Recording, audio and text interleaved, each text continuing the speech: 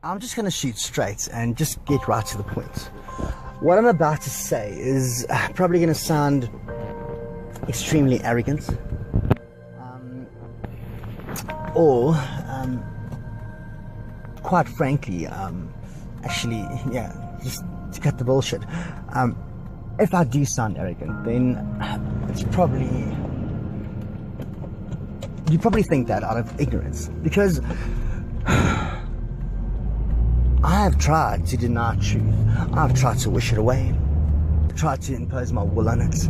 I've tried to hammer it. I've tried to bend it. I've tried to bend it to my will. And my will, unfortunately, my will is just not strong enough to stand up to truth.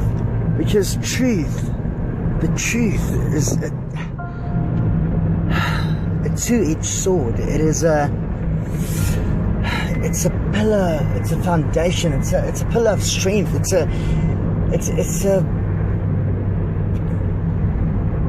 a beacon of light in a dark world. It is the only steadfast thing, for lack of a better term, that is out there, in which we can ground, upon we can ground ourselves. Because where are you going to ground yourself onto your own blind beliefs, onto myths, onto superstitions? No, you're going to seek out truth, and when you find it, you're going to hold it dear and hold it near, and you're going to engulf yourself, right? And you're going to protect it, because it's human nature to protect things, because it's in our minds, in our silly, sinful minds, we childishly believe that by protecting something near to us, we are doing it so that it may just protect us in return one day.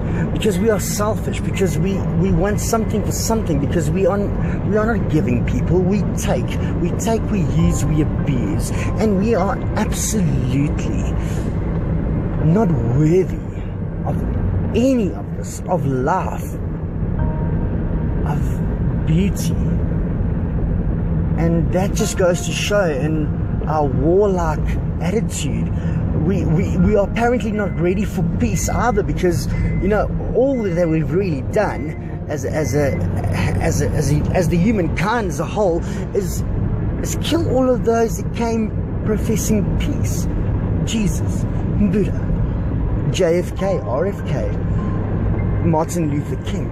It's every single person that's ever stood up and said, hey man, let's put an end to war, let's live in peace together and harmony. John Lennon.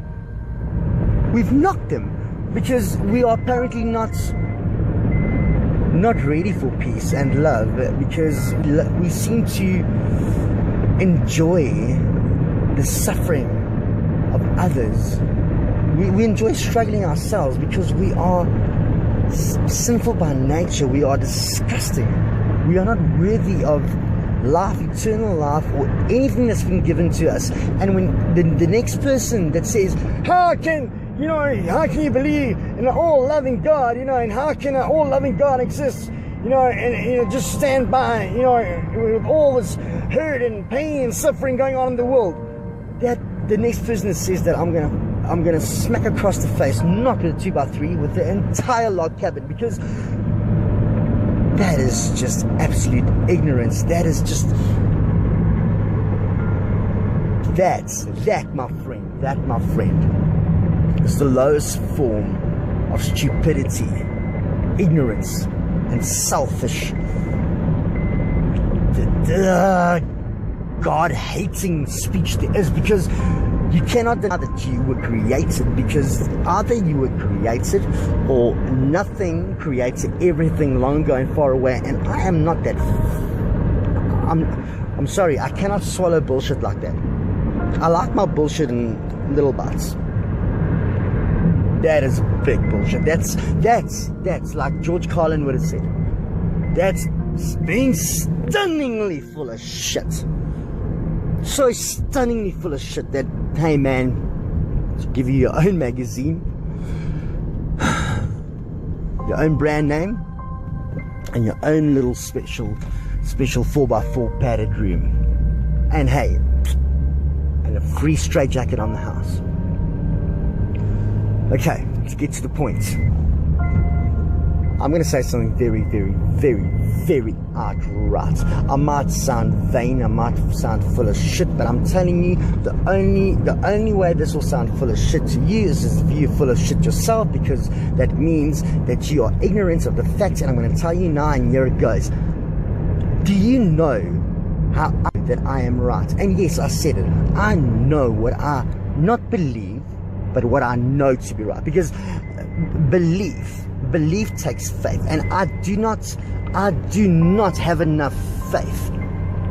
I do not have enough faith to believe in secular humanism. I do not have enough faith to believe in a godless automatic machine world. And you know, I do not have enough faith to believe in stupid bullshit. What I believe in my heart as gathered knowledge, which makes none and void the fact that or the presumption that it might be a belief. I know these following facts to be true: that we live on a flat world, a flat earth, that we do not live on a spinning ball hurtling through space at unimaginable speeds. And just to get back to the tilted on 23.4 degrees, which leaves you off the vertical with 66.6. I cannot bring myself to believe in the satanistic system that the ignorant masses follow like sheep to the slaughter pen, because I am a created being, created by the highest God, the God that sits on his throne and that uses this earth and this creation as his footstool, which it is exactly that. It's domed, it's on 4 pillars, it is a circle inscribed in a square. And listen here,